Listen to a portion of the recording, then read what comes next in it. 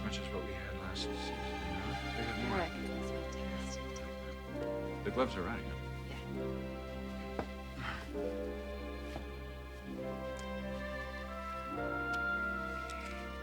right, Miss Paula. Miss Paula, something like that.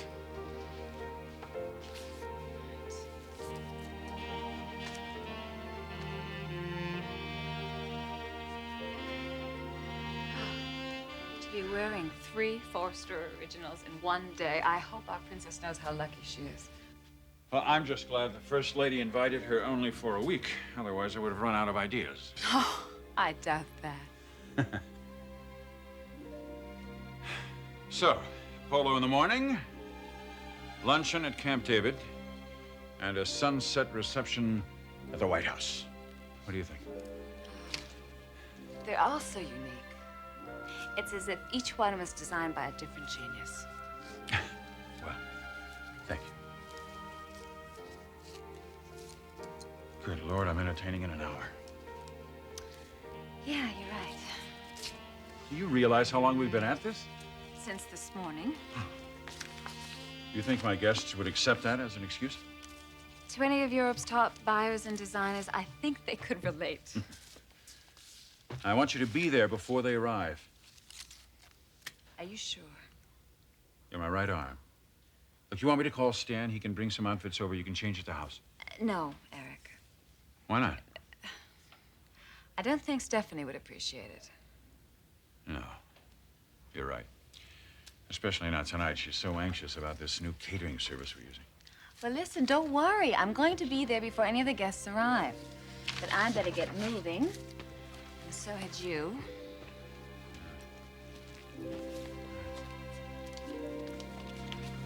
Just a sec.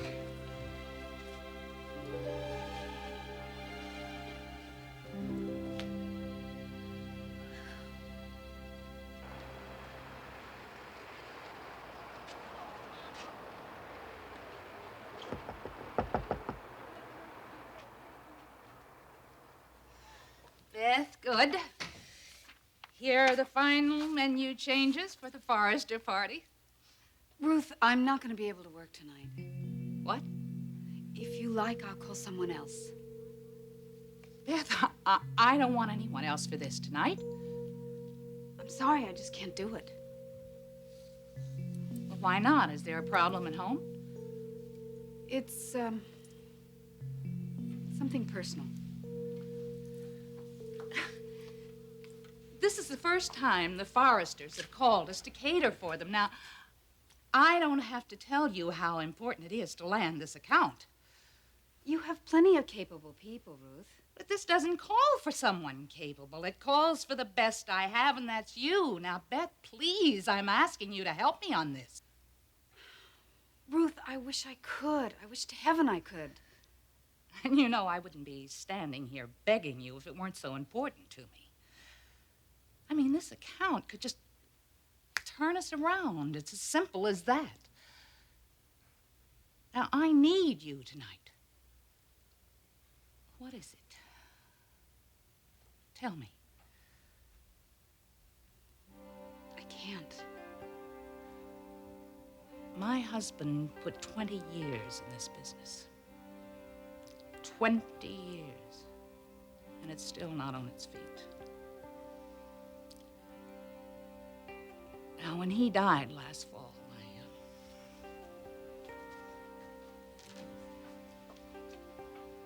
I swore I'd change that. I knew how much it would mean to him. And tonight's Forrester dinner could make the difference. You're the only one I can trust with it, Beth. Please, please don't back out on me. Not tonight. Not this one time. Please, Beth, just do this one thing for me.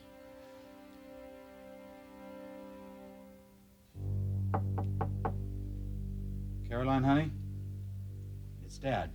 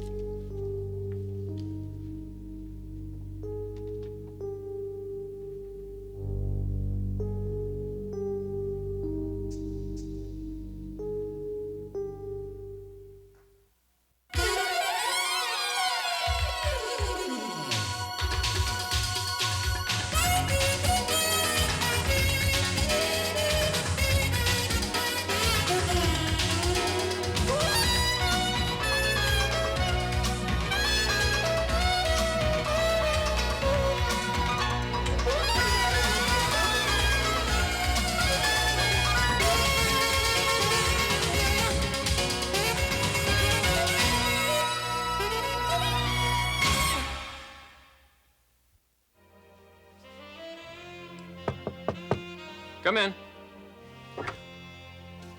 How'd it go? How'd what go? With Caroline. The ring. The one we have reason to be hopeful. Does that mean she agreed to wear it? I mean, she didn't refuse. Doesn't sound like she accepted either. No, but she will. I left it with her. It's a little reminder. Of what? How much I want her to be my wife. You know, Ridge, at some point you're going to have to accept something. What's that? That Caroline's trying to change. So am I, Thorne. That's why I think we're in sync. We're learning so much about ourselves. Like what? Like commitment. I look at it differently now. It's something I want, but only with Caroline. I'm ready for marriage, little brother, like I've never been ready in my life. But maybe she isn't. She is, I'm sure of it. Caroline's been ready for commitment ever since I've known her. You burned her pretty badly. So she may not be ready for a commitment with me, is that it? That would make sense. Except for one thing. She loves me, Thorne. Caroline still loves me. And I feel that strong as ever. And you're counting on that to help her make up her mind? Doesn't that make sense? You know, it's ironic when you think about it. Caroline and I will probably become closer because of my stupid mistake. I gotta hand it to you, Ridge. Only you could turn something like that to your advantage. It's not something I'm particularly proud of, Thorne. And you shouldn't be. I'll see you downstairs.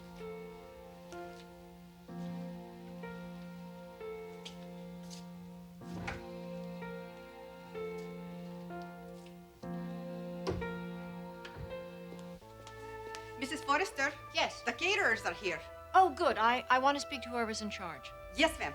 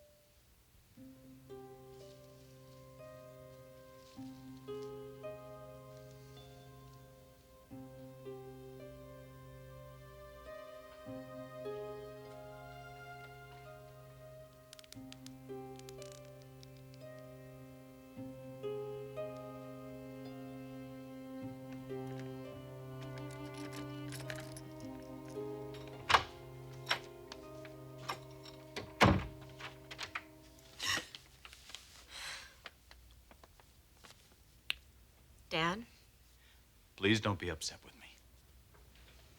how did you find me? Ridge assured me that you were still in town. And then, as usual, you hired a private investigator. I had to see you, Caroline. Why? How could you ask that? After all that we've been through.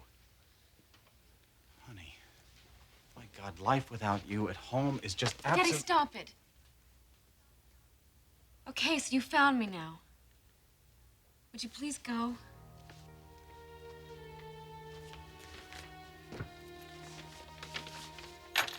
Is that what you really want? It's what I need. Can I ask you one question?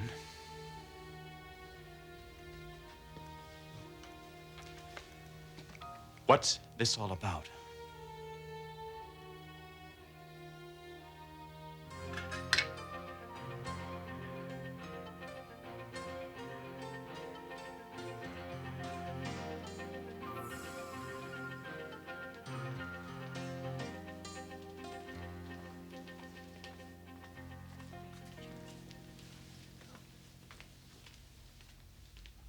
I understand that you're in charge here. Yes. I'm Stephanie Forrester. Hello, I'm Beth. I'm not going to mince words with you, Beth. I have some apprehensions about this evening. Apprehensions? Yes, this party is very important, especially to my husband, and I will tolerate absolutely nothing less than perfection. Mrs. Forrester, I assure you that... I want the hors d'oeuvres hot when they're served with the cocktails, and it's very important that that beef tenderloin be rare. Not medium rare, rare. Yes, ma'am. Just a moment. They're fresh. You and I are going to get along just fine, as long as you keep my husband happy and my guests happy. Thank you.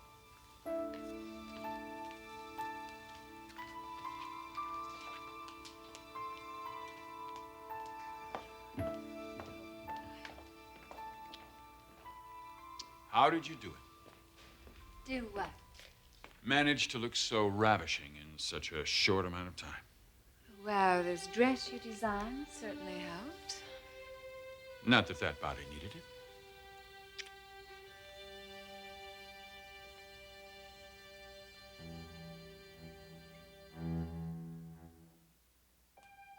I think it does exactly. Oh, thanks. And if that wasn't enough, I had to give my driver instructions how to get through the canyon to Beverly Hills. Margo, I could have sent my driver for you. Well, at that point, I could have driven myself, but I thought I might indulge in some champagne. Is that a promise or a threat? Take it either way. Just don't expect responsible behavior after the third glass. Oh, well, it's not a promise or a threat. It's a warning. Who's warning who about what? Kristen. Sweetheart, you look beautiful. Dad would say that if I came down in my bathrobe. Oh, it's nice to be favored. I have no favorites. Well, hardly any. Everyone ready to party? Hello, Rich. Hello, Margo. Son, this isn't a party. It's a dinner. When 20 European designers and buyers get together, Dad, it's a party. Or an orgy. You, young lady, are in charge of morals tonight. It's like putting a pyromaniac in charge of lighting candles. Or are you in charge of etiquette? Children. Mother, what are you doing staying there? Just watching. Well, come on, join the group. I will. Go ahead. So what does Ridge do? He tells all his little friends to eat with their fingers. Hot fudge sundaes and gooey chocolate cake. Can you imagine? That was the last birthday party he ever had. Those kids are still talking about that. They had a great time. Oh, no, not the birthday stories again. And yet another example of those classy Forrester brothers. Yeah, well, Mom could tell a few stories about you, too, little girl. Yes, but she's not going to until Ridge checks the bar for me, please. And Thorne, will you check the valet parking attendants? Well, you can tell who's in charge of this function. Mm-hmm. No, I thought maybe it would be a nice idea if you went to the front door just in case we got an early guest.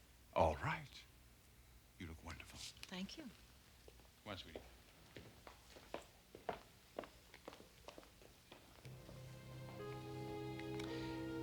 You're in wonderful form tonight. Is that a compliment? An observation. I'm sure that you must be aware of it. Aware of what? Of just how obvious you are when it comes to my husband.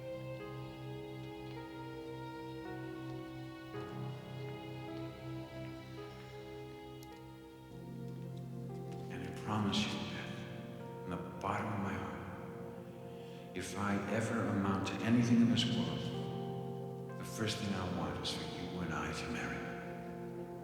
You and I to marry. You and I to marry. Mrs. Logan, Yes. the guests are beginning to arrive. Oh, here, get the hot hors d'oeuvres out of the oven.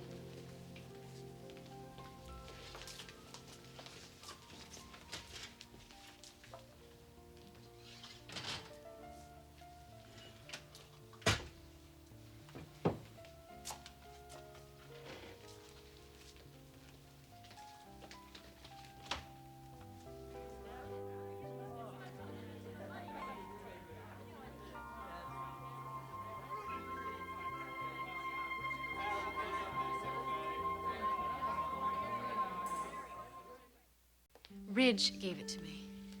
I'm sure of that. I'm just a little surprised that you took it. You still hate him so much. Caroline, let's be honest. What that man did to you was reprehensible. Yes, I detest him for that. I don't know what I'm going to do, but I don't intend to be questioned about it.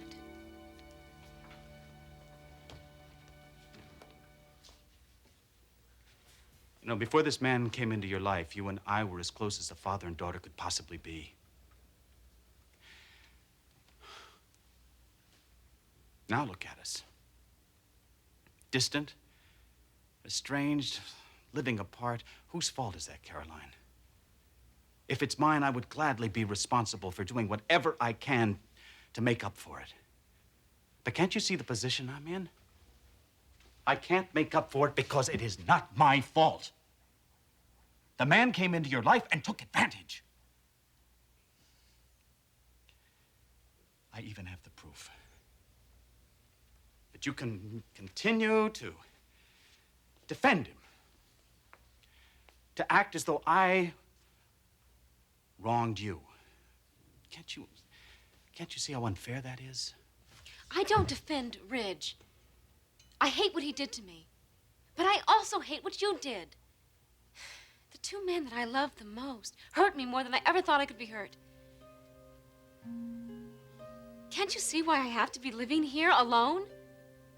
This isn't it. Just adds to your depression. Look at this place. Yeah, well, at least it's mine. And that's what I need right now. My own place. You have your own room at home. No, Dad. That's your room. Your home. I just lived there like some little bird under your wing, protected and secure. And totally unaware of the real world. Can't you see what I'm trying to do here? I'm getting an education. Learning some hard lessons. My experience with you and Ridge, it shocked me. But it opened my eyes, and that was a good thing. God knows I needed to open my eyes. It scares me to death to think about how naive I was. You're not naive anymore. You learned your lesson. We all learned a lesson. Now, it's time to come back. Please, come home with me. I'll beg if I have to. No, don't. Because I cannot come home with you. No matter how much How much you what? How much you would like to? Would you please go now? Please. It's there for you. Your room, your home. It's there, waiting for you.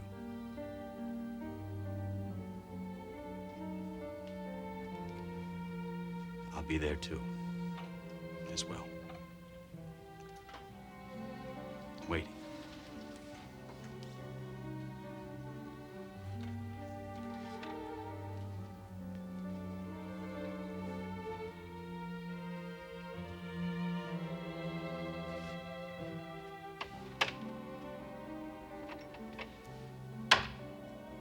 Bye, honey. Daddy.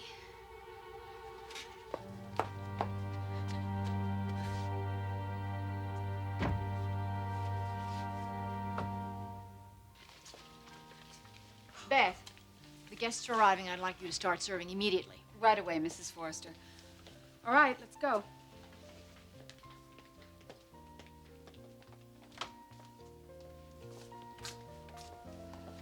Dear God. It's been so long. Will he remember? Do I want him to remember?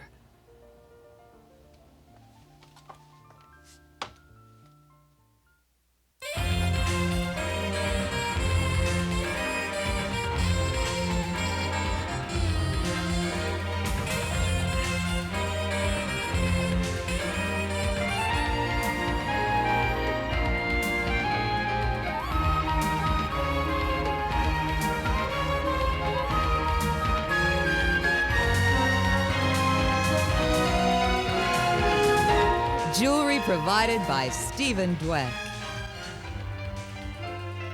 Join us tomorrow for the bold and the beautiful.